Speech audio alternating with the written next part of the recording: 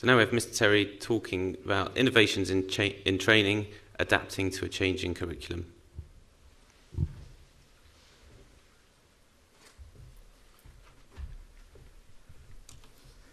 Okay, thanks very much for asking me to talk.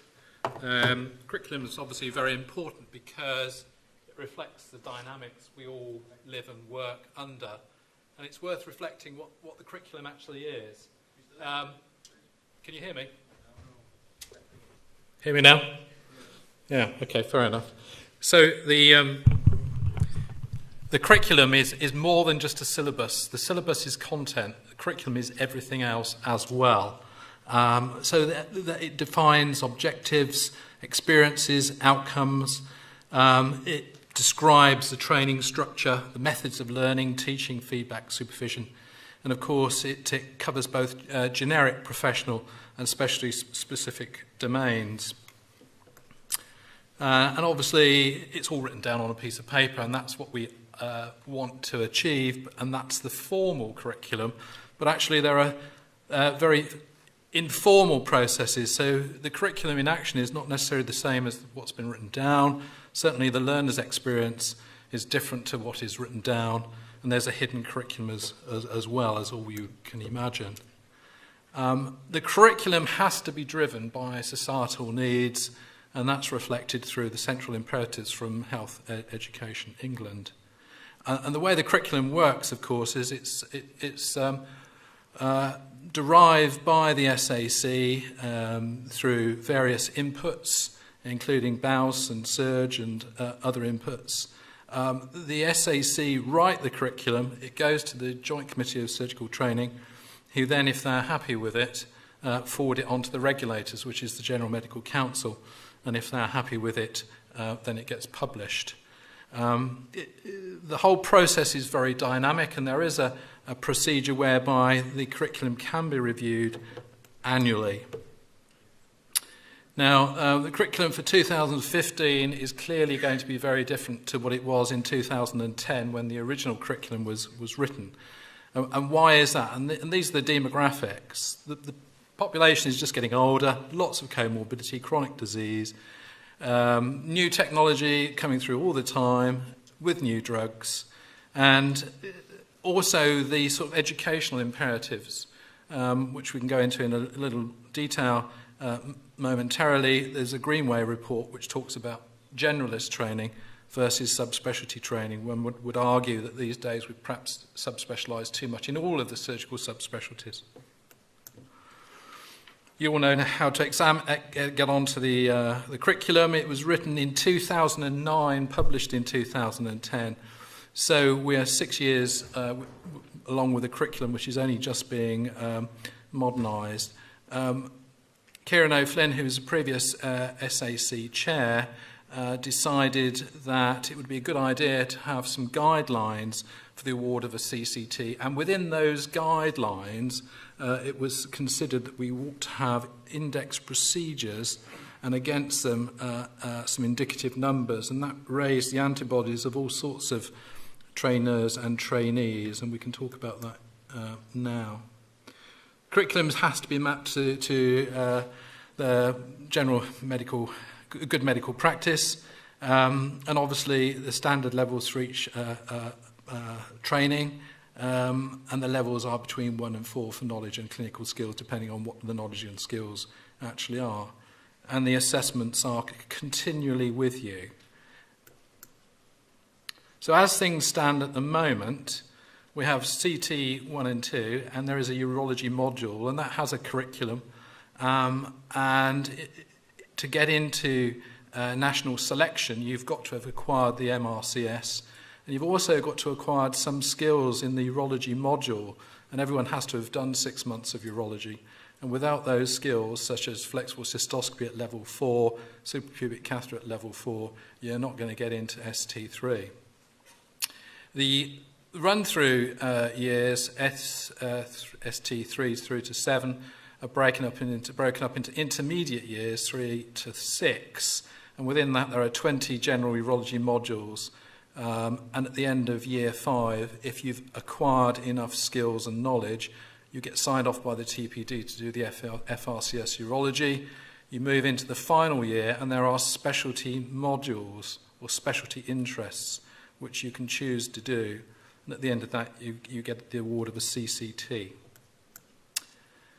So, index procedures and indicative numbers. There are new guidelines coming out this year to update those which were done in 2012. So, these are the ones here. I'm not sure if you've seen this before. These are the ones that you've been working to, and these are the updated ones. And we've really changed these to reflect what's going on out there in the various programs. So we've reduced TURP, TURBT from 150 level 4 down to 120 and 120. And within all that, we've called it not just TURP, but low yoni tract operations. So that will include bladder neck incisions and various laser procedures. So any of the stars on this side reflect a change in indicative numbers. And I'll let you read that. I'll just leave it up there for a second.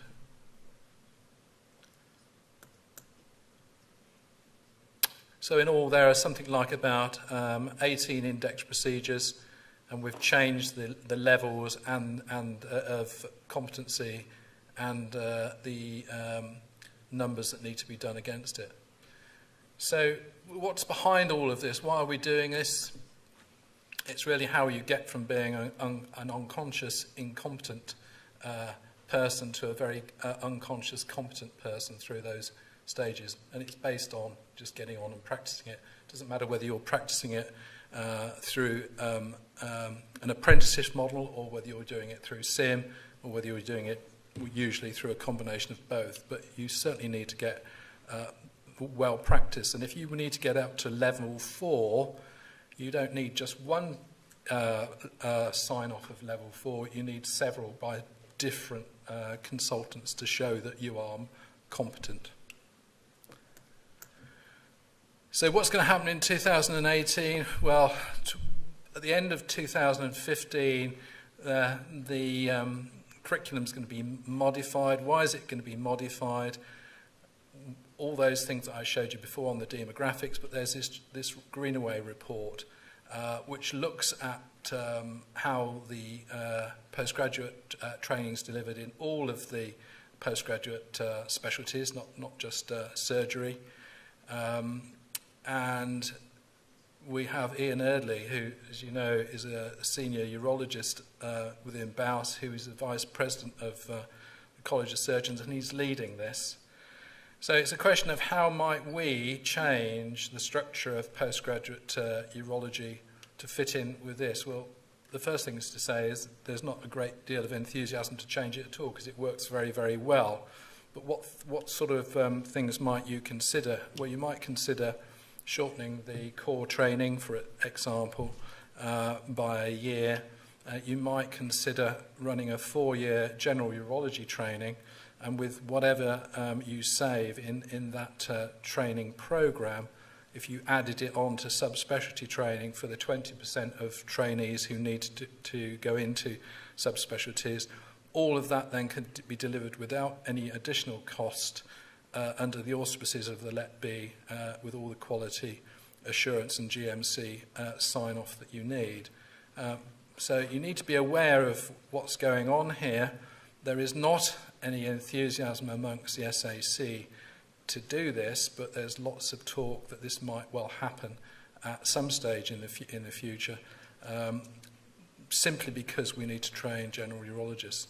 And I think, you know, my message to you today is within your training, you get signed off in general urology, and if you acquire subspecialty skills at whatever level in your final year, well and good, but we're not trying to turn out subspecialists at the end of the day.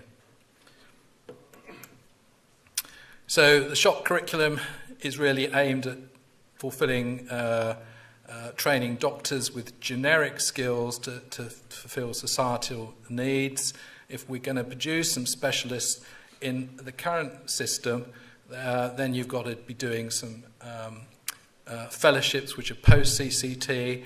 There's no curriculum for that, so we might have to bring in credentialing. The government are clearly wanting to shorten training and make it more flexible. They want to have primarily input into training rather than just to expose you to lots of service commitments.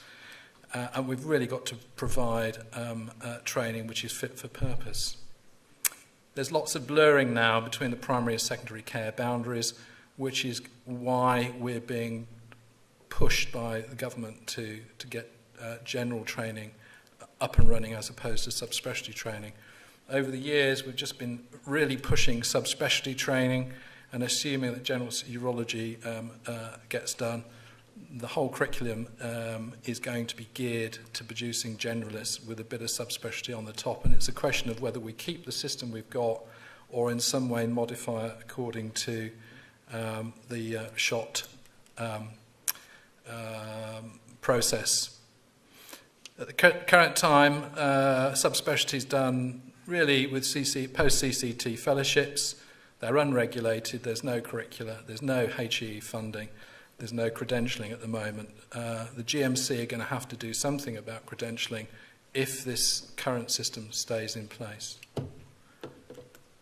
So that's curriculum. It is a dynamic process. We have to respond to societal needs and HE directives. We've got some flexibility in how we write the curriculum, which is being done as we speak.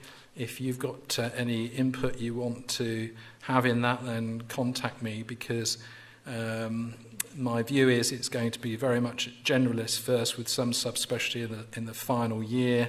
I'm not aiming to shorten the training program at this point in time, but there is an imperative coming from the centre which is going to be difficult to hold back in some way. Thank you very much.